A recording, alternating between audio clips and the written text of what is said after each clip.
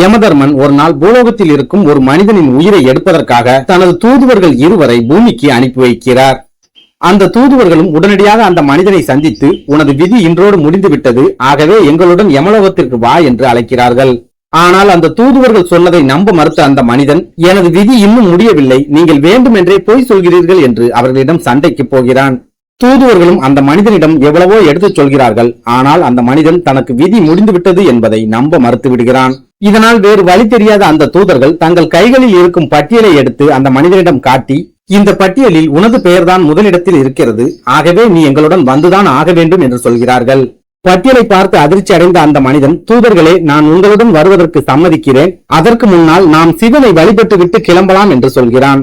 உடனே அந்த தூதர்களும் மிகவும் மகிழ்ச்சியாக சிவனை வழிபடுவதற்கு சம்மதிக்கிறார்கள். உடனே அந்த ஊரில் இருக்கும் சிவாலயத்திற்கு சென்று அந்த மனிதனும் தூதர்களும் சிவனை வழிபட்டுக் கொண்டிருக்கிறார்கள். அந்த யம தூதர்கள் மனம் உருகி சிவனை வழிபட்டுக் கொண்டிருக்கும் போது இந்த மனிதன் புத்திசாலித்தனமாக யோசித்து அந்த தூதர்கள் கொண்டு வந்த பட்டியலில் இருந்து தனது பெயரை மட்டும் திருட்டுத்தனமாக அழித்து விடுகிறான்.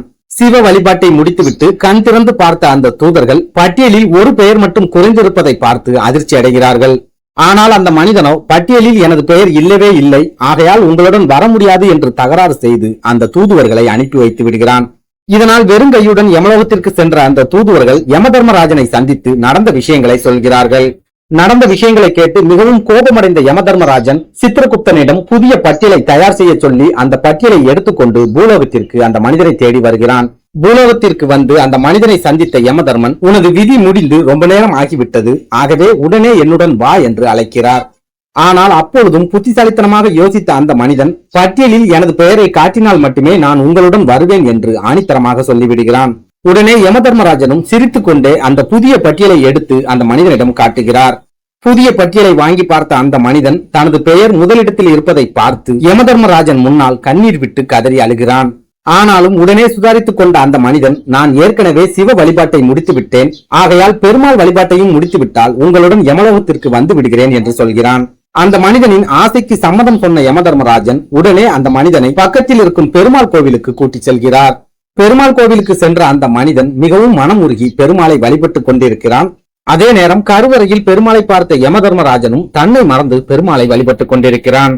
இந்த சமயத்தில் மறுபடியும் புத்திசாலித்தனமாக யோசித்த அந்த மனிதன் யமதர்மராஜன் கையில் இருந்த அந்த பட்டியலில் இருந்து தனது பெயரை மீண்டும் அழித்து விடுகிறான். பெருமாளை வழிபட்டு விட்டு கண் திறந்து பார்த்த யமதர்மராஜன் பட்டியலில் அந்த மனிதனின் பெயர் அழிந்து போயிருப்பதை பார்த்து அதிர்ச்சி அடைந்து நிற்கிறான். உடனே அந்த மனிதன், பட்டியலில் எனது பெயர் இல்லாத காரணத்தால் நான் உங்களுடன் யமலோகத்திற்கு வர முடியாது என்று யமதர்மராஜனிடம் வாக்குவாதம் செய்கிறான்.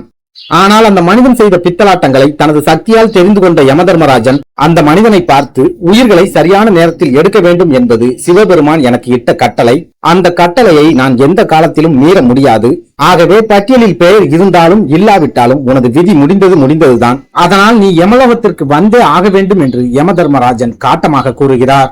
யமதர்மராஜன் சொன்னதை கேட்டு கண் கலங்கிய அந்த மனிதன் இனி தப்பிக்க வழியே இல்லை என்பதால் யமதர்மராஜனுடன் செல்வதற்கு தயாரானான். அப்போது பெருமாளின் கருவறையில் இருந்து அசிரீரி ஒன்று கேட்கிறது.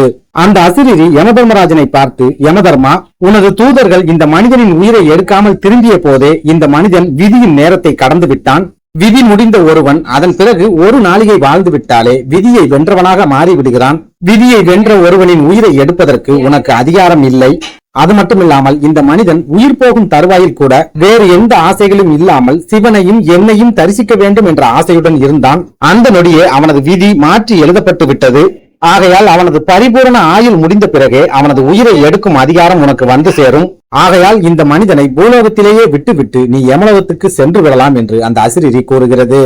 தன்னிடம் பேசிய அந்த குரல் பெருமாளுடைய குரல் என்பதை உணர்ந்து கொண்ட யமதர்மராஜன் அந்த மனிதனை அங்கேயே விட்டுவிட்டு யமலோகத்திற்கு சென்று விடுகிறான். இந்த கதையின் நீதி, இறை பக்தியும் தன்னம்பிக்கையும் ஒரு மனிதனுக்கு இருந்துவிட்டால் அந்த மனிதனால் யமனை கூட வெல்ல முடியும்.